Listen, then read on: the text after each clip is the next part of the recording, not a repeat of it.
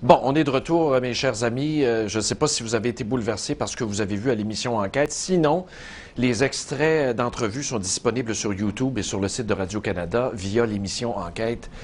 Vraiment, j'ai été jeté à terre. On le sait qu'il parfois, il y a des pourris dans la police. Évidemment, vous allez me dire, tu fais le procès puis il n'y a pas eu d'accusation, mais quand même, là, ça ne peut pas être un vaste complot, cette affaire-là. Là, ce n'est pas la première fois qu'on en entend parler à travers les branches. Et il y a peut-être aussi d'autres corps policiers qui sont impliqués ailleurs au Québec. Mais là, pour le moment, on parle de la SQ dans la région de l'Abitibi. Je pense que c'est le poste de Val-d'Or, là. Et Enquête est allée sur place et il y a des gens qui ont parlé, des victimes. Je veux vous présenter le témoignage de cette jeune fille, de cette jeune femme, qui n'est pas très vieille, là, qui aurait pu être notre fille à un moment donné dans notre vie. Imaginez quand tu ne peux pas faire confiance aux forces de l'ordre. Pire que ça, les forces de l'ordre te saoulent.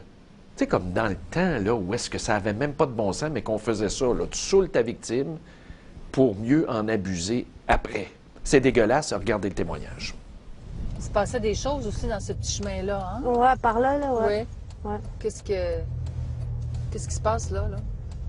Ben souvent, c'était ici que les policiers venaient débarquer des filles, ici, là.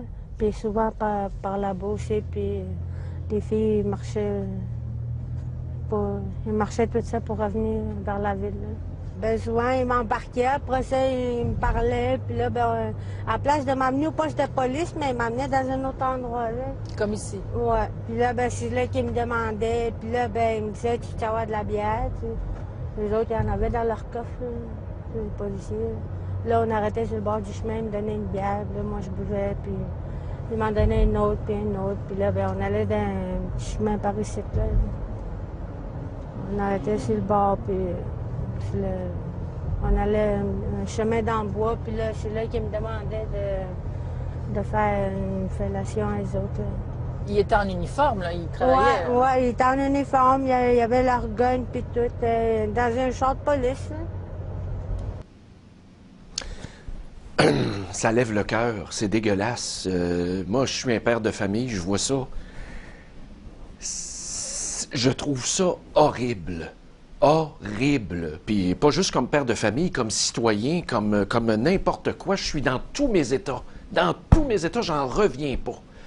J'en reviens pas. Pour en parler, on a le grand chef de l'Assemblée des Premières Nations, M. Ghislain Picard, qui est au bout du fil. Mon Dieu Seigneur, mais c'est donc bien épouvantable.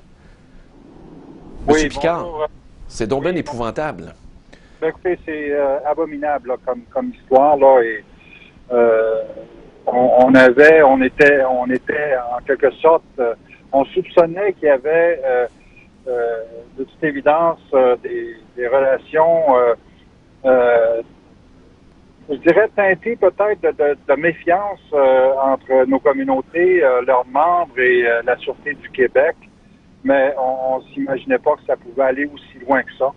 Et je pense que tout le monde est atterré ce matin de voir ça, d'avoir constaté les faits là, avec l'émission Enquête hier soir. Et on l'a vu également avec les sorties publiques ce matin de nos représentants, de nos dirigeants autochtones dans cette région-là. Donc, il faudra de toute évidence faire la lumière là, sur tout ça. Là, quand la première question s'est posée à l'Assemblée nationale hier, je réécoutais la période de questions. La ministre a évolué, entre guillemets, depuis hier. Là, c'était la direction indépendante de la SQ. Là, maintenant, à l'heure où on se parle, c'est le SPVM là, qui enquête. Là. C'est sérieux. Oui, écoutez, je pense qu'il n'y avait vraiment pas d'autre choix dans un cas comme celui-ci, parce que la version qu'on avait hier, c'est que c'était l'ASQ qui enquêtait sur la SQ. Oui. C'était tout à fait inacceptable pour nous. Et en plus, ce qu'on constatait hier, c'est que les policiers sur lesquels faisaient ou pèsent des allégations étaient toujours en service.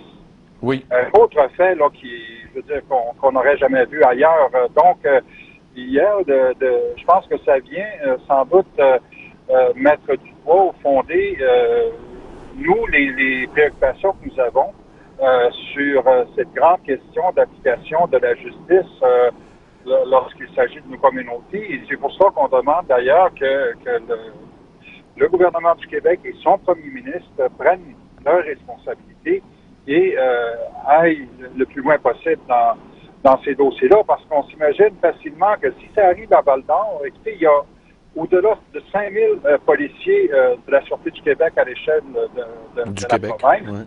Ouais. Si ça arrive à Val-d'Or, on a des sérieuses, je pense, une nécessité sérieuse de se dire que ça peut fort probablement arriver ailleurs aussi.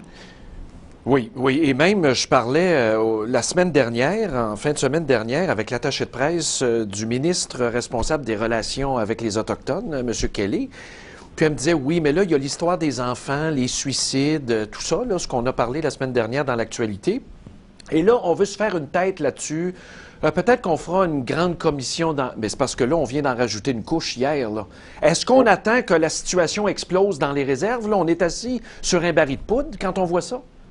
Bien, écoutez, M. Gendron, d'abord, il faut sans doute se poser la question par rapport à cette sortie-là du gouvernement du Québec sur la mise sur pied d'une commission parlementaire qui, de toute évidence, aura ses limites. Oui.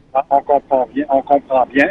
Mais à ce moment-ci, comment ça se fait que le gouvernement du Québec décide de sortir là-dessus 24 heures avant le dévoilement de ces révélations troublantes hier soir? Oui. Et pour moi, il y a sans doute une tentative de diversion ici pour dire, OK, oui, peut-être les policiers, mais il y a ce qui se passe dans les communautés aussi. Et ça, c'est quelque chose qu'on ne niera pas, qu'on ne nie pas, mais en même temps, je pense que si on doit faire un examen global, faisons-le sur tous les fronts. Mais quand même, là, on parle de victimes, d'êtres humains, de personnes qu'on a vues à l'écran hier, qui ont eu le courage de parler. Mais ça, là, ça démolit tout un tissu social d'une... Comment est-ce qu'on va faire pour recoller les pots? Comment est-ce qu'on va faire, nous, les Blancs, là, je dis ça entre guillemets, pour envoyer des services sociaux, aider ces victimes-là? Là, on n'a même plus de crédibilité, Monsieur le grand chef. Là. Bien, écoutez, le chantier est très vaste. Hein? Je veux dire, on s'entend là-dessus.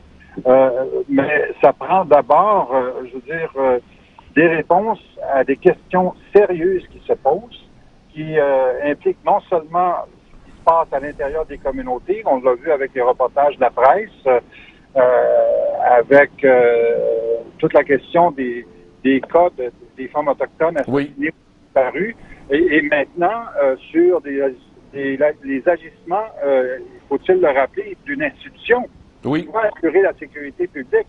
Donc, il y a beaucoup de choses là dans le décor, et à mon avis, il y a autant de questions qu'il y a d'individus touchés, et c'est d'abord par là qu'il faut commencer à avoir des réponses, puis après ça, on essaiera de se faire une tête sur ce qui se présente à nous comme option. Je vous trouve bien pacifique dans votre discours, là. La patience, être pacifique, la paix, hein, ça doit être une valeur chez vous très importante. Mais moi, là, je disjoncte dans ma tête quand j'entends la jeune fille dire il y avait son uniforme, il y avait de la bière dans le char, il nous a saoulés, il a abusé de nous autres. Mais qu'est-ce que c'est ça? C'est un mauvais cauchemar, ça n'a pas de sens. Écoutez, M. Gendron, on s'entend que les gestes sont tout à fait, comme vous le disiez, horribles, inacceptables, et ce doivent être, les personnes qui sont à l'origine de ces gestes-là se doivent d'être réprimandées. Est-ce que les faits des assignés à domicile, comme l'indiquait la SQ ce matin, sera suffisant? Il y a sans doute des mesures à prendre sur ce qui est une allégation, ce qui est une accusation, et finalement ce qui est considéré comme étant criminel. Mais je pense qu'il faudra, de toute évidence, poser des gestes à la hauteur des gestes à la hauteur des actions qui ont été commises.